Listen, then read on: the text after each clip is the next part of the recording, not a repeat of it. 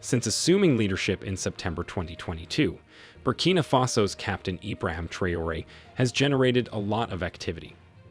In addition to regaining land, launching anti-corruption initiatives, and promising swift action against terrorists, he has courted Russia, broken ties with France, and effectively handled the challenging shift to civilian rule. Despite all of this, people are still battling to make sure that Captain Ibrahim Traore is not leading the way in Burkina Faso. That is why in today's video, we are going to be briefing you on the most recent attack on Traore's life. We will also be talking more about his past attacks and why these attacks keep happening. The last thing we are going to share with you is the coup attempt in DR Congo. So, before we continue, make sure you like this video and subscribe to the new tourist channel so you get updates on what is happening in Africa.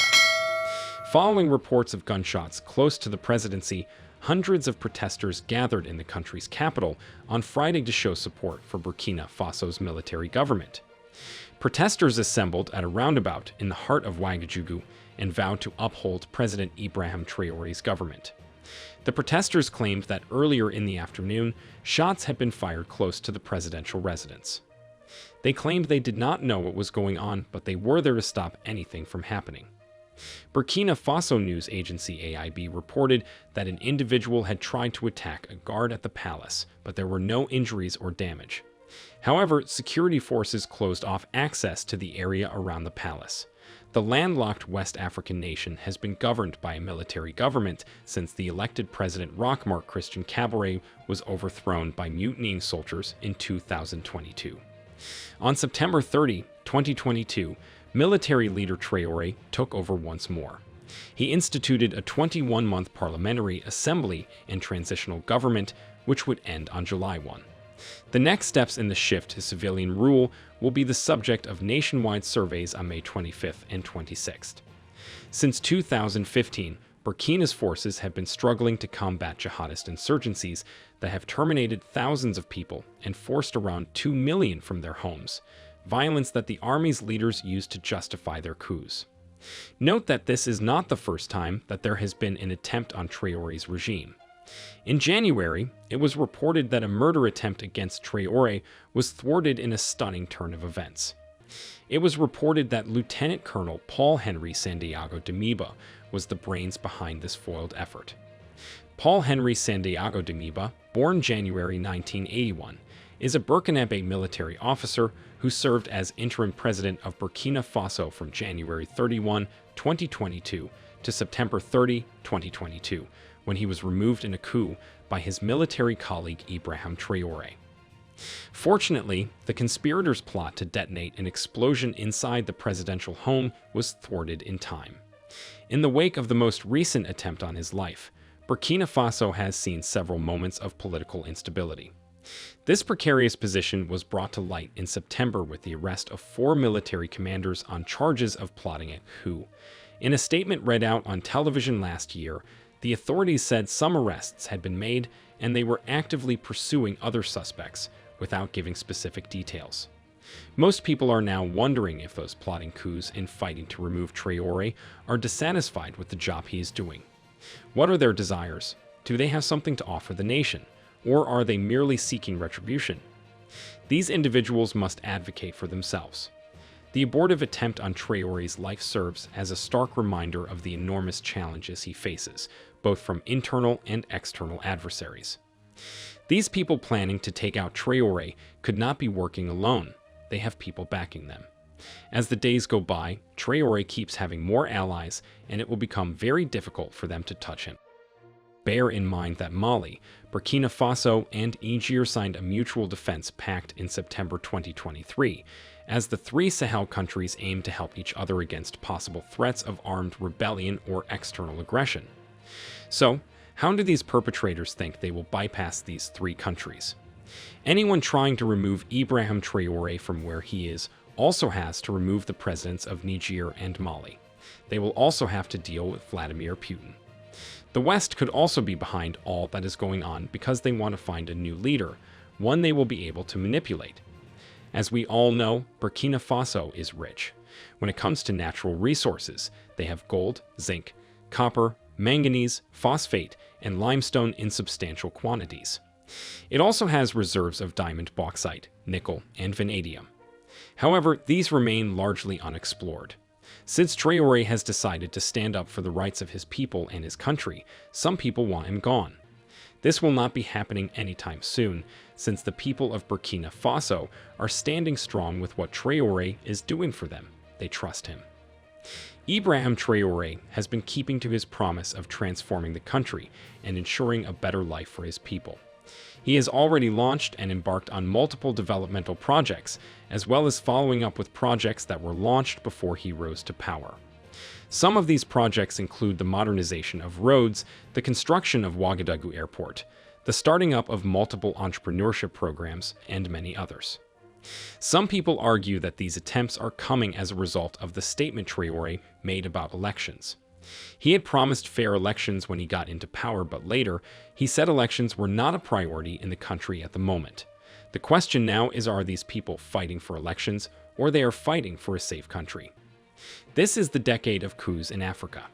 Of 492 attempted or successful coups carried out around the world since 1950, Africa has seen 220, the most of any region, with 109 of them successful. In the past 3 years, there has been a noticeable surge in coups across Africa, with military leaders seizing power in Gabon, Niger, Burkina Faso, Sudan, Guinea, Chad, and Mali.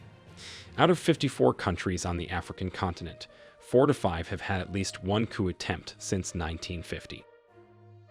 In January 2023, the Chadian government announced the arrest of 10 officers and a human rights activist. Baradine Berde Targuio, who was presented as the mastermind of an attempt to destabilize the constitutional order and institutions of the republic. The 11 men were sentenced to 20 years in prison.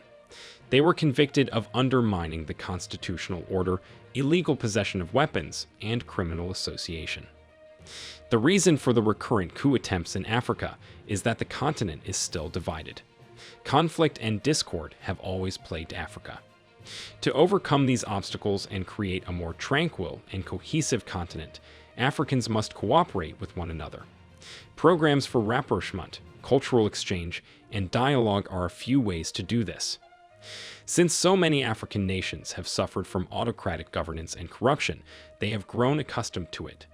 By demanding transparency from their leaders, getting involved in politics, and holding them accountable, Africans can promote democracy and good governance. What Ibrahim Traoré is doing in Burkina Faso is something these leaders ought to take note of. It's crucial to remember that African viewpoints on coups are dynamic. Expectations for governance are changing as a result of easier access to information and a greater understanding of democratic principles.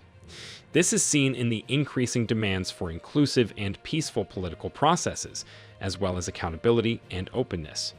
Some Africans, nevertheless, are certain that these takeovers will bring about change. As all this is going on, note that the Army of the Democratic Republic of Congo reported that on May 19, it repelled a coup attempt in Kinshasa, the country's capital, which involved both the US and Congolese fighters. At least 3 people were terminated following the gunfight between armed men dressed in military uniforms and the bodyguards of a prominent politician. The House of Parliamentarian Vital Camera, who is expected to become Speaker, was attacked. Around 4 in the morning, gunfire was heard in Kinshasa, the capital, according to spokesman Sylvain Ekenge. He claimed that Malanga had been decisively neutralized during the assault and that about 50 people, including 3 Americans, had been detained and were currently being questioned by the specialized services of the armed forces. Captain Christian Malanga Muzumari, who is believed to have led Sunday's attack, was a wealthy businessman, politician, and one-time military captain in the Congolese army. He was a resident of the US where his family secured political asylum when he was a child. In a post on X, the head of the UN stabilization mission in the Democratic Republic of the Congo, Bintou Keita, vehemently denounced the incidents and pledged her support to the Congolese authorities. However, President Tshisekedi has not made any public comment on the situation concerning the coup yet. African Union Chair Moussa Faki said he strongly condemns the coup attempt and welcomed the response of the country's defense and security forces. The Democratic Republic of Congo has been engulfed in chaos for almost 30 years, with a multitude of persons and complex, deeply rooted factors contributing to its instability. Apart from M23, a number of other armed groups, Congolese nationals and foreign forces, are involved in the power struggle, mostly in the country's east. There are some of Kinshasa's neighbors involved as well. We cannot really say the recent gunshots in Ouagadougou was a coup attempt, but they all fall in line. These people involved are still trying to destabilize the Traoré government. Although this decade of coups has left its mark, it may also be seen as a warning. Africa can create a future in which coups become a thing of the past and are replaced by a prosperous and democratic continent by tackling the root causes and accepting real reforms. Recall that Africa's destiny is uncertain. The decisions Africans make in the present shape it. Let Africans choose unity over separation, action over inaction, and hope over despair. Then, and only then, will the African continent be able to genuinely create a continent that promises a better future for everybody, and where coups are a thing of the past. However, what do you think should be done to people who are involved in attacks on the presidency or coup attempts? Let us know your thoughts in the comments. Do not forget to like this video and subscribe to the New Tourist channel. Turn on notifications too so you get notified whenever we upload videos like this. Thanks for watching and see you in our next video.